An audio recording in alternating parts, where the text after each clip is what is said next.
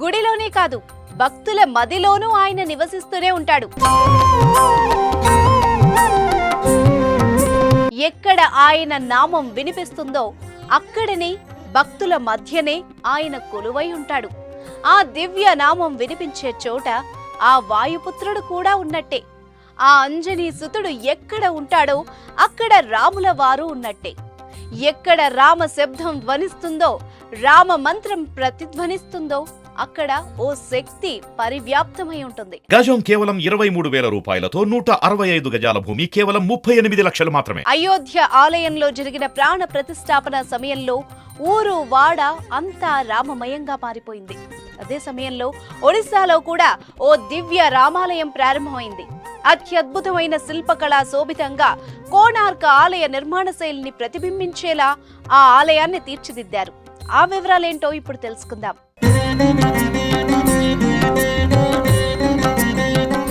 అది చిక్కటి పచ్చదనాన్ని పరుచుకున్న ఓ పర్వత ప్రాంతం. చుట్టూ ఎత్తైన కొండలు, లోయలతో కనువిందు చేసే ప్రదేశం.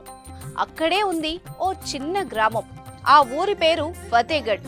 ఒడిశా రాష్ట్రంలోని నయాగఢ్ జిల్లా పరిధిలో ఉంది ఈ గ్రామం. సముద్ర మట్టానికి 1800 అడుగుల ఎత్తులో ఉన్న ఆ పర్వతంపై అందంగా నిర్మితమైన రామాలయం. ఉత్తరప్రదేశ్ లోని అయోధ్యకు 1000 కిలోమీటర్ల దూరంలో ఉన్న ఈ ఆలయంలో కూడా అయోధ్యలో బాలరాముడు ప్రతిష్ఠితమైన సమయంలోనే ఇక్కడ గర్భాలయంలో కూడా భారీ శ్రీరామచంద్రుణ్ణి ప్రతిష్ఠించారు. లక్షలాది మంది ఒడియా భక్తుల జయధ్వనుల మధ్య ప్రతిష్టాపన కార్యక్రమం శోభాయమానంగా సాగింది. పూర్తిగా ఎర్రరాతితో కోణార్క్ ఆలయ నిర్మాణ శైలిలో నిర్మించిన ఈ ఆలయంలో 73 అడుగుల ఎత్తున్న రాములవారు కొలువై దర్శనమిస్తున్నారు. 2017లో ఆలయ నిర్మాణ పనులు ప్రారంభించగా 500 మందికి పైగా కార్మికులు రేయింబవళ్లు శ్రమించి 7 ఏళ్లలో 20 కోట్ల రూపాయల వ్యయంతో రామాలయ నిర్మాణాన్ని పూర్తి చేశారు. అయోధ్య ఆలయ నిర్మాణంలో సిమెంట్, ఇసుకల్ని వినియోగించకపోతే అక్కడ అసలు ఇనుప కమ్మీలనే వాడకపోవడం విచిత్రం.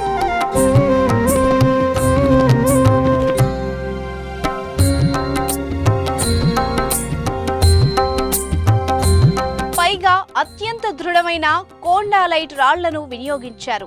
165 అడుగుల పొడవైన ఆలయ నిర్మాణం జరిగింది. ఫతేగఢ్ గ్రామస్తులకు రాములవారంటే అమితమైన భక్తి. అందుకే ఆలయ నిర్మాణానికి అత్యధిక శాతం నిధులను వాళ్లే సమీకరించుకున్నారు. కొంత మొత్తాన్ని ఇతర ప్రాంతాలకు చెందిన భక్తుల నుండి విరాళాల రూపంలో సమీకరించుకున్నారు. ఫతేగఢ్ ప్రాంతానికి పూరిలోని జగన్నాథ స్వామికి సంబంధం ఉంది. 1912లో జగన్నాథ స్వామి ఆలయంలో నిర్వహించిన నభ కళేబర్ కోసం ఈ ప్రాంతం నుంచే కలపను సేకరించారు. అప్పటి నుండి తమ ప్రాంతంలో కూడా ఓ అద్భుతమైన ఆలయాన్ని నిర్మించాలని అక్కడి వారు ఎన్నో కలలు కన్నారు. 100 ఏళ్ల తర్వాత వారి కల సాకారమైంది. ఆ గ్రామానికి చెందిన చక్రధర్ ప్రధాన్ అనే వ్యక్తికి రాములవారు స్వప్నంలో సాక్షాత్కరించి తనకు అక్కడ ఓ ఆలయాన్ని నిర్మించాలని ఆదేశించారట.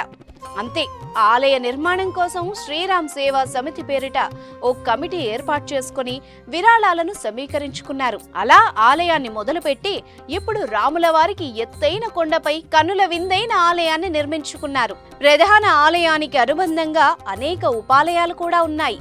సూర్య భగవానుడు, పరమేశ్వరుడు, విఘ్నేశ్వరుడు, ఆంజనేయ స్వామి ఆలయాలు కూడా ఇక్కడ నిర్మించారు. అయోధ్యలో ఎలాంటి కోలాహలం కనిపించిందో ఫతేగఢ్ లో కూడా అలాంటి వాతావరణమే చోటు చేసుకుంది.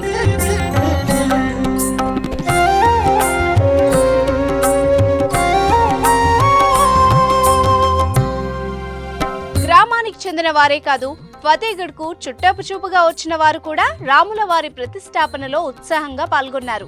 వేలాది కడవలను చేతబెట్టి దగ్గరలో ఉన్న మహానది దారి పట్టారు. శుద్ధ జలాలను కడవలలో నింపుకొని శోభాయాత్రగా రామాలయానికి చేరుకున్నారు. ఆలయం ముందు శాఖలు పోసి సాగిలపడి తమను చల్లగా చూడాలని ప్రార్థనలు చేశారు. ఓవైపు వేద పఠనాలు, యజ్ఞ యాగాలు కొనసాగుతుండగా ఊరంతా కలిసి రామ భజనల్లో పాల్గొంది. వారి రామ భక్తి అమేయం. ఫతేగఢ్ ప్రాంతంలో తీవ్ర కరువు నెలకొన్నప్పుడు ఊరంతా రామయ్యకు మొక్కుకుంది. అంతే, వర్షాలు కురిసి తమ ప్రాంతం సుభిక్షంగా మారిందని వారు ప్రగాఢంగా నమ్ముతారు. ఆ నమ్మకమే వారి చేత గుడి కట్టించింది. అయోధ్య తర్వాత అద్భుతమైన ఆలయంగా రూపుకట్టించింది.